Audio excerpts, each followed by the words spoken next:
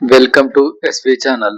RTA కార్యాలయాల చుట్టూ పదే పదే తిరగడం, గంటల తరబడి లైన్లో నిలబడటం వాహన యజమానులు, డ్రైవర్లు, ట్రాన్స్పోర్ట్ యజమానులు ఇప్పటి వరకు ఎదుర్కొంటున్న ప్రధానమైన ఇబ్బందులివి.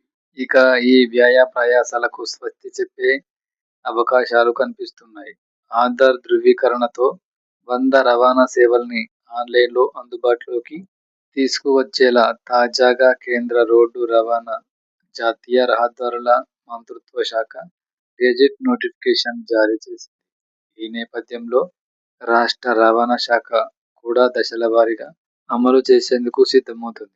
ట్రాన్స్పోర్ట్ వాహనాల రిజిస్ట్రేషన్లు, ట్రాన్స్పోర్ట్ వాహనాలకు సంబంధించిన సేవల్ని ఆన్లైన్లో అందించేలా హైదరాబాద్లోని ఖైరతాబాద్ రవాణా శాఖ కార్యాలయ పరిధిలో పైలట్ ప్రాజెక్టును వారం రోజుల్లో చేపట్టనుంది.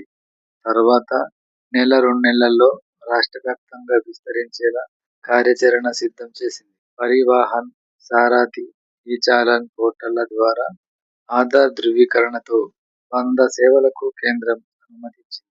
ఆధార్ లేని వారికి ఇతర చెల్లుబాటు అయ్యే గుర్తింపు పత్రాలతో సంబంధిత రవాణా శాఖ కార్యాలయంలో సేవలు పొందవచ్చు. తెలంగాణలో ఇప్పటికే కార్లు, ద్విచక్ర వాహనాలు వంటి వ్యక్తిగత, నాన్ ట్రాన్స్పోర్ట్ కొత్త వాహనాల రిజిస్ట్రేషన్లు షోరూమ్ల ద్వారా ఆన్లైన్లోనే జరుగుతున్నాయి. మిగతా విభాగాలు ఆటోలు, లారీలు వంటి ట్రాన్స్పోర్ట్ వాహనాల రిజిస్ట్రేషన్లు, ట్రాన్స్పోర్ట్ వాహనాలకు సంబంధించిన వివిధ సేవలను, అదేవిధంగా నాన్ ట్రాన్స్పోర్ట్ వాహనాల సేవలను ఖైరతాబాద్ రవాణా శాఖ కార్యాలయ పరిధిలో వారం రోజులలో అమలు చేయనున్నట్లు ఉన్నతాధికారులు ఒకరు తెలిపారు.